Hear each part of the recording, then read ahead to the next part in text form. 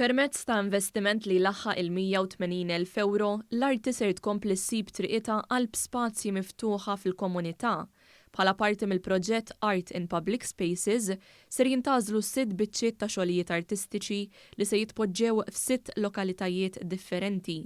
Iċ-ċermen tal-Bord tal-Għażla il-Perit Ray Farrugia spjega li jistgħu jieħdu sem gruppi ta' artisti u kull xogħol artistika tista' tirċievi sa massimu ta' 30,000 euro bħala allokazzjoni.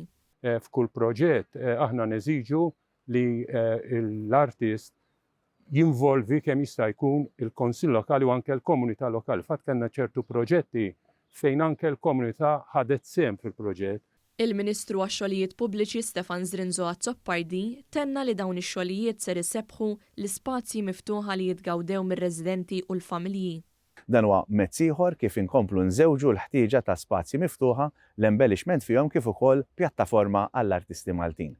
Daw kollha interessati għandhom sa nhar il-ġimgħa 24 ta' Ġunju sabiex jissottomettu l-applikazzjoni tagħhom.